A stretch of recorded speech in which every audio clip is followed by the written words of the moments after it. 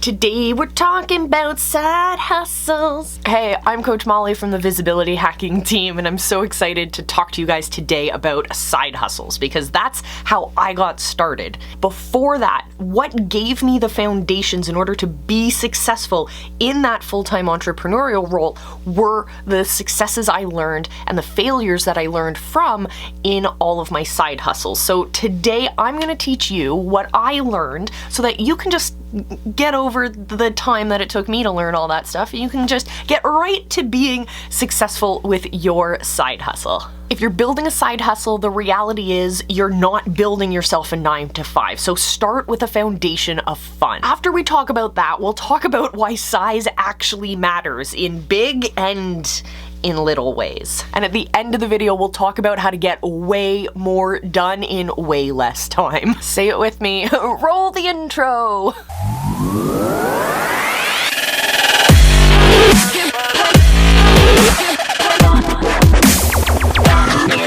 You want to make sure that your side hustle is something that you actually enjoy doing. And I don't mean that it brings you incredible joy in every moment and it feels like the birds are chirping.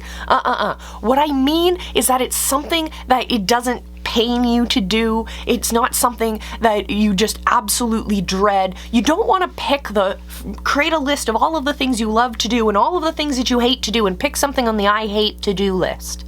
So focus on something that you enjoy doing and find those silver linings in doing it.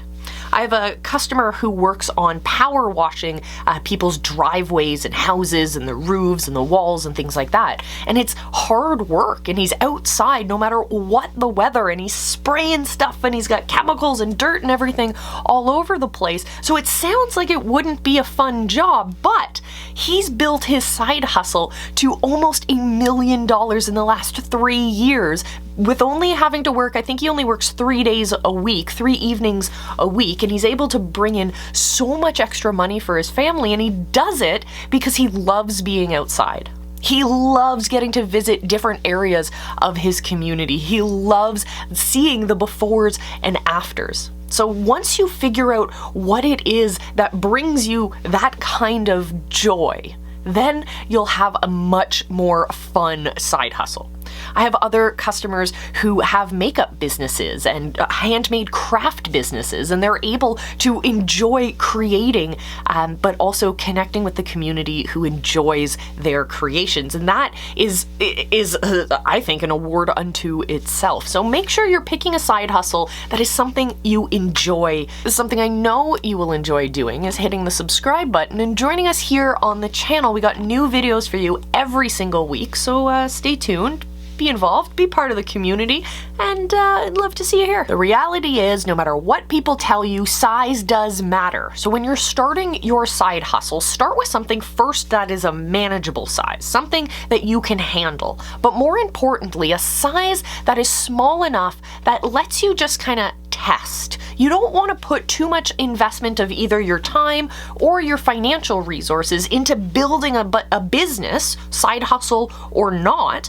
You don't want to spend all of that time, energy, and resources building a business that isn't actually going to be successful. So how do you figure that out? Well, you create something that's small enough that allows you to find a test market. You go out there and you validate your business. You validate your product. You validate your service. So start with a free beta group, for example. Start by giving out the product and service to your friends and family and gathering testimonials, testing out your business system, testing out your onboarding system. Those customers who you're first connecting with, who are usually going to be your friends and family or neighbors, or closely connected to you, they will be significantly more forgiving if there is a hiccup along the road while you're still figuring out your business. You want to validate it, and you want to collect testimonials, case studies, and proof that you've been able to help your customers achieve whatever it is that tangible result is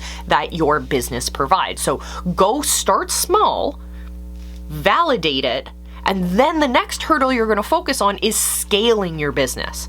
You want to make sure that it works, it works, you get the right people, the people are interested, then you can look at scaling it. But if you start with the idea of building something that's fully automated and huge in the machinery of it, but you haven't tested your product, you haven't found a market for it, that again is another way to just waste your time and waste your resources, because it won't necessarily be a message that's in alignment. So start small, validate, and then focus on scaling. But of course, there are people who give completely opposite advice to what I do because they tried it a different way. So if that's you, if you have a completely contradictory comment because I'm completely off base, do let me know down in the comments. I would honestly love to hear from you as well, because there's so many awesome ways to build your businesses and build your identities online. And just because I do it one way and the visibility hacking world does it one way, it works for us.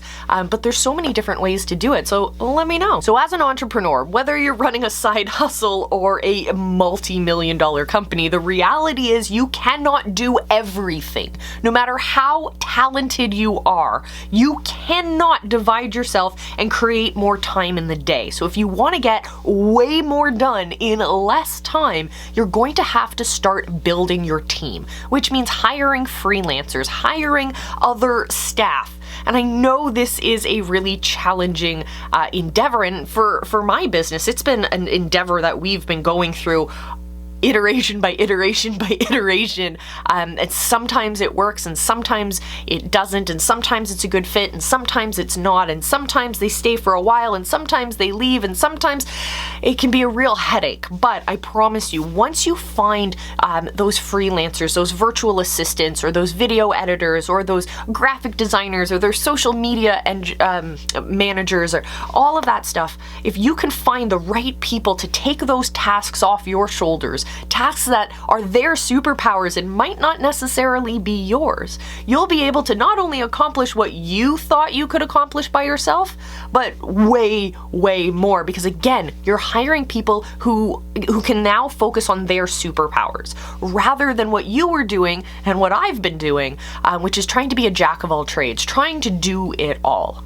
And I don't say trying to do it all is a bad thing. It's a great place to be, to make sure that you understand how everything works within your business. But spending the time to do that work on an operational basis, that can take up way more of your time. And if you're running a side hustle, you have very limited amount of time for you to spend in your business. So why not give away some of those tasks for other people to accomplish while you're spending time with your family, and while you're relaxing, and while you're sleeping, because that honestly is what changed the game for my business. So I hope it changes it for yours. Now, if you want to take your business and your business visibility to the next level online, then what I want you to do is join us in the visibility hacking group, because that's where we can take this conversation to the next level. And I'd love for you guys to join us over there. So head over to visibilityhacking.com. There's a button on that page that says Become a Visibility Hacker. Click on that, follow the steps, and we'll see you in the group. So until I see you again next time, remember, I love you, be excellent to each other, and go find your people, because they're out there and they're waiting for you. We'll see you there.